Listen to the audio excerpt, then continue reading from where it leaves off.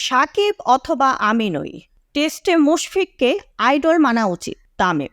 বাংলাদেশ ভারত টেস্টের প্রথম দিনে বৃষ্টির ফাঁকে খেলা হয়েছিল মাত্র ৩৫ ওভার। কানপুরের আবহাওয়া দ্বিতীয় দিনেও উন্নতি হয়নি।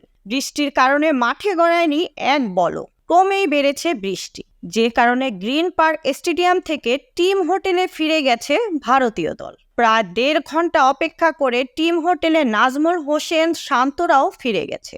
বৃষ্টির এমন লুকোচুরির মধ্যে সরাসরি ধারাভাষ্যে এসেছিলেন সাবেক অধিনায়ক তামিম ইকবাল। কথাও বলেন বিভিন্ন বিষয় নিয়ে, মন্তব্য করেন বাংলাদেশের টেস্ট ক্রিকেটারদের নিয়ে। টেস্ট ক্রিকেটের জন্য মুশফিকের নিবেদন ও পরিশ্রমের কথা উল্লেখ করে সাবেক এই ওপেনার বলেন, আপনি আমার কথা বলতে পারেন, সাকিবের কথাও বলতে পারেন, কিন্তু আপনি যদি টেস্টে কাউকে আদর্শ মানতে চান, আমি দৃঢ়ভাবে মনে করি সেটা হওয়া উচিত মুশফিককে।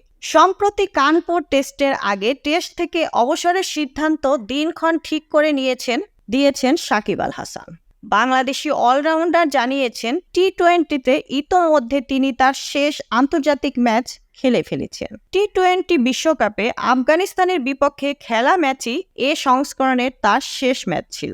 সাদা পোশাকেও ইতি টানছেন বিশ্বসেরা এই অলরাউন্ডার। দেশে রাজনৈতিক প্রেক্ষাপট পরিবর্তন হওয়ায় নিরাপত্তার নিশ্চয়তা পেলে ঢাকায় ফিরবেন তিনি। ফিরে আগামী মাসে মিরপুরের হোম অফ ক্রিকেটে দক্ষিণ আফ্রিকার বিরুদ্ধে একটি ম্যাচ খেলে টেস্ট থেকে অবসরে যাবেন সাকিব। অন্যথায় এই ম্যাচই হতে পারে তার টেস্ট ক্যারিয়ারের শেষ ম্যাচ।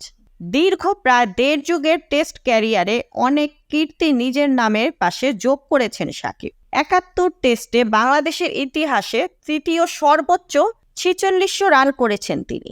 পাশাপাশি বল হাতে নিয়েছেন সর্বোচ্চ ২৪২ উইকেট। বর্তমানে টেস্টে আইসিসির অলরাউন্ডারের র্যাঙ্কিংয়েও আছেন ২ নম্বরে। এর আগে শীর্ষস্থানেও ছিলেন দীর্ঘদিন। এমন ক্যারিয়ারের সাকিবের চেয়েও মুশফিককে টেস্টে এগিয়ে দেখছেন তামিম। এগিয়ে রেখেছেন নিজের চেয়েও।